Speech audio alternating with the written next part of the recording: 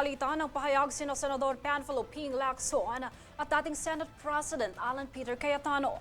Kaugnay na ang umano'y nasayang na pondo ng may mga kaganapan sa liderato ng Senado.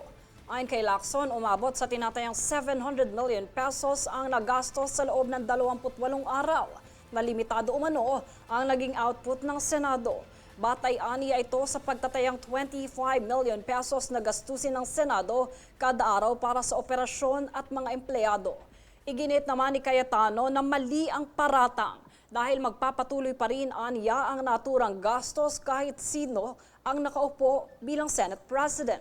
Sinabi rin niya na hindi dapat iugnay ang buong halaga sa usapin ng liderato dahil bahagi ito ng regular na operasyon ng institusyon. Patuloy na magkakaiba ang pananaw ng dalawang senador hinggil sa naging epekto ng leadership dispute sa trabaho at paggasta ng Senado. Sa ibang balita naman, hinikayat ng National Authority for Child Care o NACC ang publiko na dumaan sa legal na proseso ang pag-aampon upang maprotektahan ang kapakanan ng mga bata. Ayon pa sa ahensya, labag sa batas ang pagpapalabas na sariling anak ang isang bata sa pamamagitan ng peking birth certificate o simulated birth. Sinabi ng NACC na ang legal na ampon ay may kaparehong karapatan ng isang tunay na anak, kabilang ang paggamit ng apelyido at karapatan sa mana. Ipinaalala rin ito na may umiiral na amnestiya para sa mga kaso ng simulated birth na naganap bago pa ang March 28, 2019. Maaaring maghain ng petisyon para maituwid ang record ng kapanganakan at maisailalim sa legal na pag-aampon ang bata hanggang March 29, 2029. Umaasa ang NACC na mas maraming pamilya ang susunod sa tamang proseso upang matiyak ang proteksyon sa karapatan ng mga bata.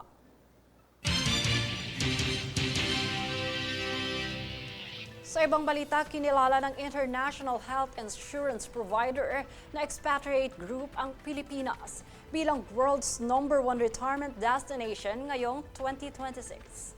Sa inilabas na Retirement Abroad Index, nangunguna ang bansa na may score na 78 out of 100, kung saan rank 1 o top choice ito ng mga nagretiro sa 5 kategorya, kabilang ang kalidad ng healthcare, visa accessibility, health insurance requirements, cost of living at expat community and integration.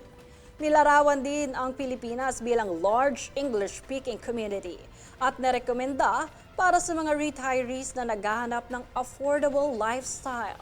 Samantala, binigyang pagkilala naman ang Philippine Retirement Authority sa naging rank ng bansa dahil sa kanilang dedikasyong gawing progresibong komunidad ang Pilipinas bilang isang global retirement hub.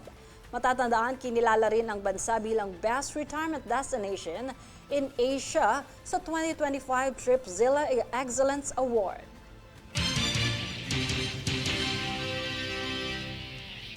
Manatiling nakatutok para sa higit pang mga balita sa pagbabalik ng News Force.